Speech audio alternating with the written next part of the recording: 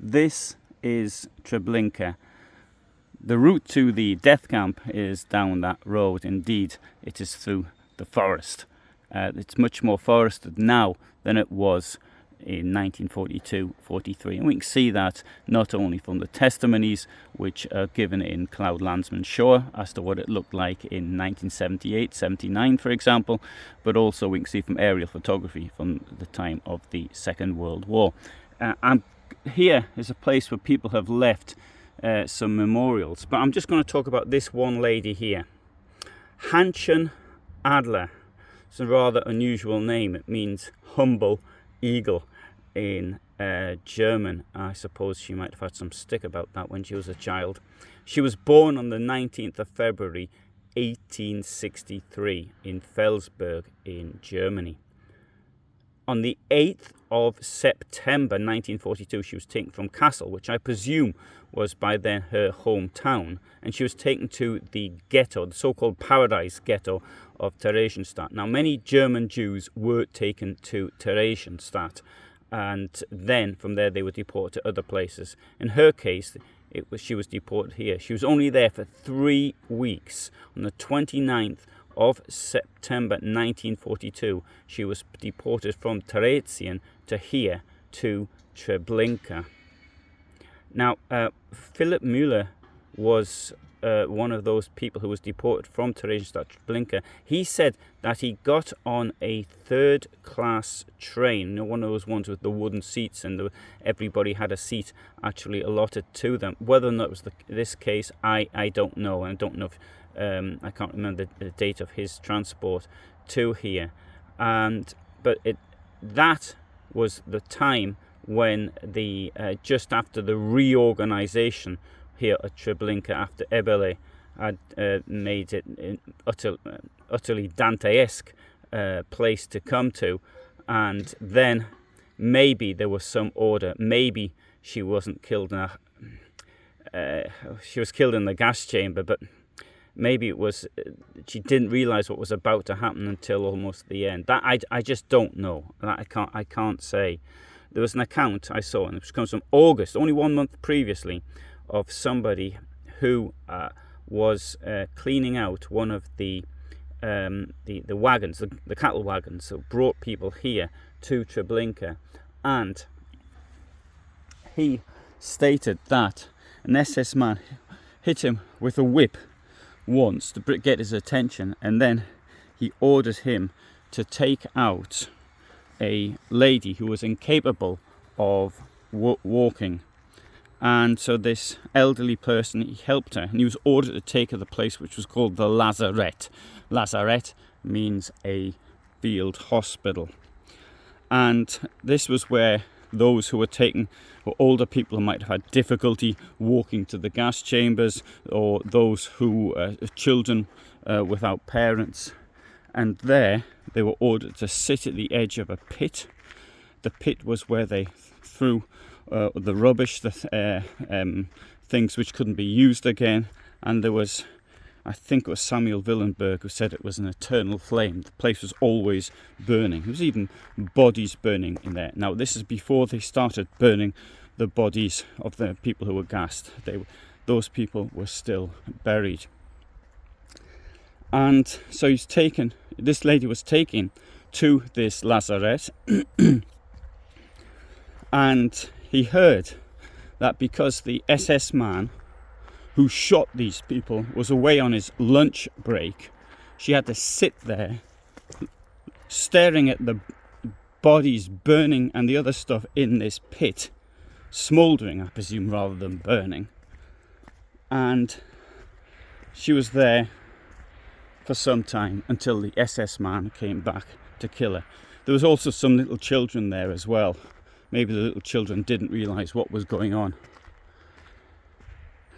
That is an idea.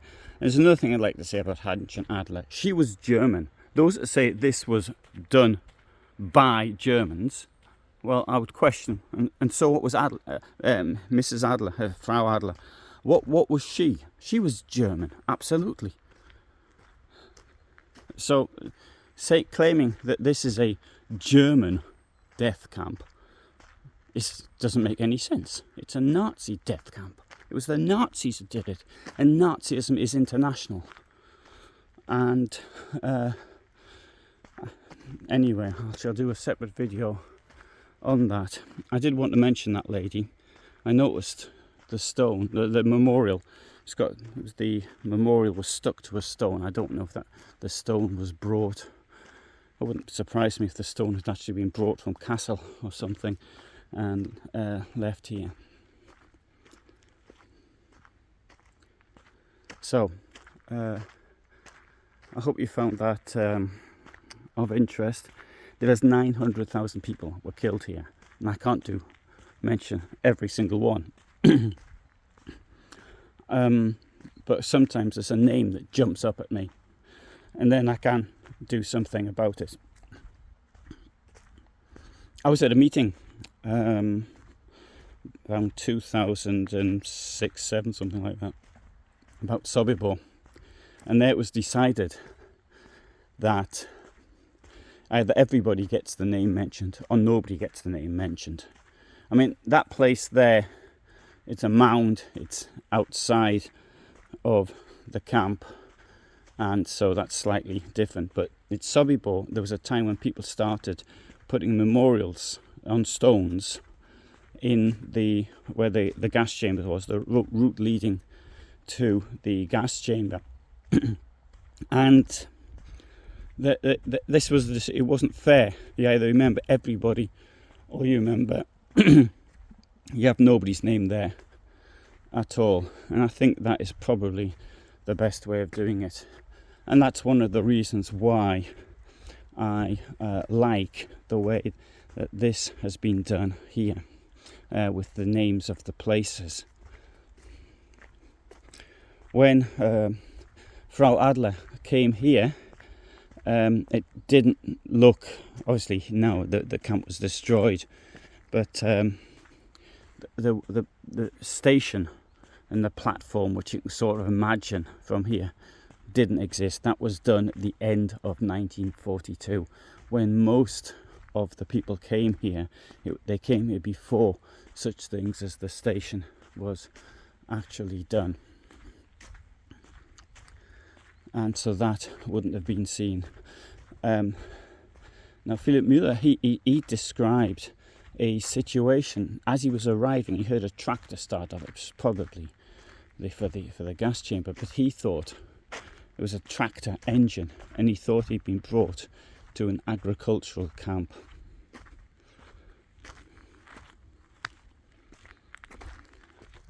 I shall take you up here, and somewhere around here where I'm standing right now, there was a farmhouse was built in 1944. It was the object of which was to make it seem as though nothing ever happened here. Flowers were planted, trees were planted. And it's quite ridiculous, really, because everybody knew of what here was going on. There was no secret about it. Okay, it would have been a secret to people coming from Terezin, maybe people in Germany, maybe didn't know about it, but around here everybody knew what was going on.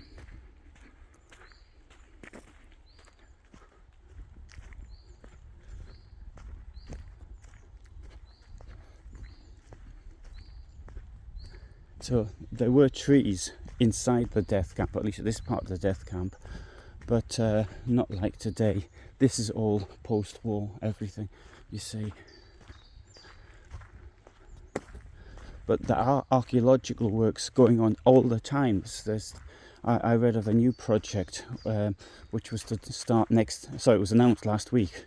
So trying to find remains, things from the past which have been done. So it's usually accepted that the monument is more or less in the position of the gas chamber. We know it isn't exactly right, but let's say it's more or less. Don't suppose it makes that much difference.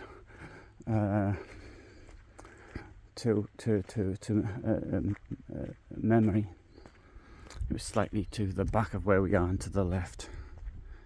And here we have the names of the destroyed communities in Poland, but not in other places. Of course, most of the victims here were Polish Jews.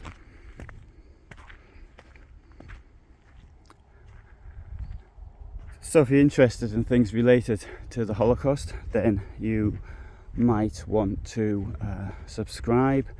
I have done years of research into the Holocaust, and I've tried to put videos up, not just about victims, also about some of the perpetrators as well.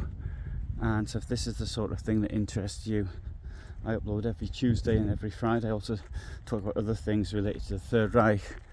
I've done quite a lot of archival research. I'll be in an archive today. I was archived in Warsaw last week. So if that's the sort of thing that interests you, then you might want to subscribe. I upload every Tuesday and every Friday at 21:15. Sorry, at 2000 hours. 21:15 is on a different channel, totally different subject. Thanks for watching, and all the best from me in Treblinka, Poland. Bye for now.